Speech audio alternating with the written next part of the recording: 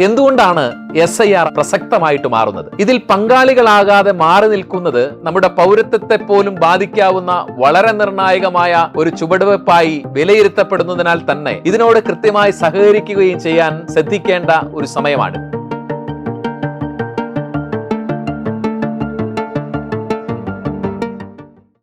പ്രിയപ്പെട്ടവരെ, എല്ലാവർക്കും സ്ട്രെയിറ്റ് ലൈനിന്റെ പുതിയൊരു എപ്പിസോഡിലേക്ക് ഹൃദ്യമായ സ്വാഗതം. രാജ്യമൊട്ടാകെ സ്പെഷ്യൽ ഇന്റൻസീവ് റിവിഷൻ അഥവാ SIR എന്ന് പറയുന്ന വോട്ടർ പട്ടികയിൽ പേരു ചേർക്കുന്ന ജനാധിപത്യ പ്രക്രിയയുടെ ഭാഗമായിട്ടുള്ള പ്രവർത്തനങ്ങൾ നടന്നു വരികയാണല്ലോ. എല്ലാ കാലത്തും ക്രൈസ്തവ സമുദായം ജനാധിപത്യ ബോധമുള്ള പൗരധർമ്മങ്ങളെക്കുറിച്ച് കൃത്യമായ ധാരണയുള്ള ഒരു സമൂഹമായിട്ടാണ് ഇവിടെ ജീവിച്ചിട്ടുള്ളത്. അതുകൊണ്ട് തന്നെ ജനാധിപത്യ സംവിധാനത്തിലെ ഒരു പൗരന്റെ ഏറ്റവും പ്രധാനപ്പെട്ട അവകാശവും കടമയുമെന്ന് നിസ്സംശയം പറയാവുന്ന സമ്മതിദാന അവകാശത്തെ വിനിയോഗിക്കുന്നതിൽ നിർണായകമായി വരുന്ന ഈ SIR രജിസ്ട്രേഷന് ക്രൈസ്തവ സമുദായ അംഗങ്ങൾ എല്ലാവരും അതിനോട് സഹകരിക്കണമെന്ന് സ്നേഹബുദ്ധിയ ഓർപ്പിക്കാൻ ഈ ഒരു അവസരത്തിൽ ആഗ്രഹിക്കുകയാണ്. എന്തുകൊണ്ടാണ് SIR അഥവാ സ്പെഷ്യൽ ഇന്റൻസീവ് റിവിഷൻ പ്രസക്തമായിട്ട് മാറുന്നത്?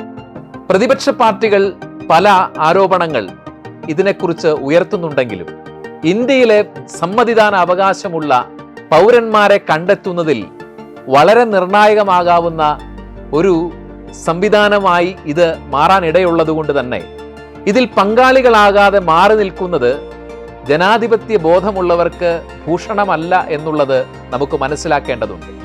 പ്രായമായവരെയും ഒറ്റയ്ക്ക് താമസിക്കുന്നവരെയും SIRന്റെ പ്രക്രിയയെക്കുറിച്ച് കൃത്യമായ അവഗാഹമില്ലാത്ത പ്രവാസികളായിട്ടുള്ള ആളുകളെയും എല്ലാം ഇതിനെക്കുറിച്ച് ബോധവൽക്കരിക്കുന്നതിലും ആവശ്യമായ സഹായ സഹകരണങ്ങൾ അവർക്ക് നൽകുന്നതിനും വേണ്ടി ഇടവകൾ തോറും ഒരു ഹെൽപ്പ് ഡെസ്കുകൾ രൂപീകരിക്കുകയും യുവജന സംഘടനകളും സമുദായ സംഘടനകളായ AKCC മുതലായ ആളുകളും ഇതിനോട് കൃത്യമായി സഹകരിക്കുകയും ചെയ്യാൻ ശ്രദ്ധിക്കേണ്ട ഒരു സമയമാണിത്.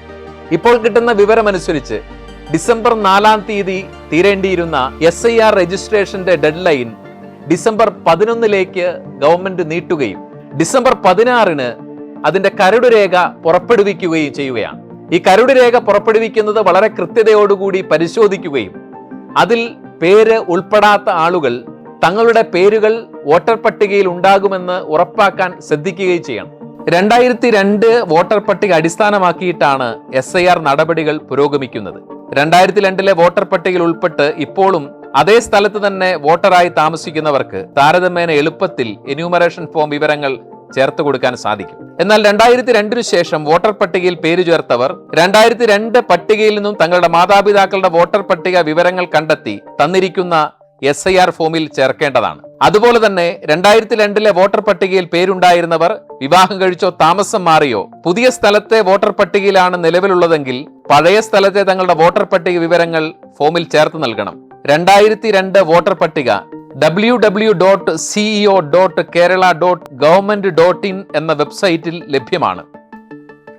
ഇവിടെ വളരെ പ്രത്യേകമായി ശ്രദ്ധിക്കേണ്ട ഒരു കാര്യം, കേരളത്തിന് വെളിയിൽ പ്രവാസികളായി കഴിയുന്ന ക്രൈസ്തവ സമുദായാംഗങ്ങൾ, 18 വയസ്സു തികഞ്ഞവർ, ഉപരിപഠനത്തിന് മറ്റുമായി വിദേശ രാജ്യങ്ങളിൽ താമസിക്കുന്നവർ, അവിടങ്ങളിലെ പൗരത്വം സ്വീകരിക്കാത്ത ആളുകൾ, ഇവരൊക്കെയും വളരെ ഗൗരവത്തോടുകൂടി SIR പ്രക്രിയയിൽ പങ്കാളികളാകുന്നുവെന്ന് കുടുംബാംഗങ്ങളും ബന്ധുക്കളും ഉറപ്പാക്കേണ്ടതുണ്ട്.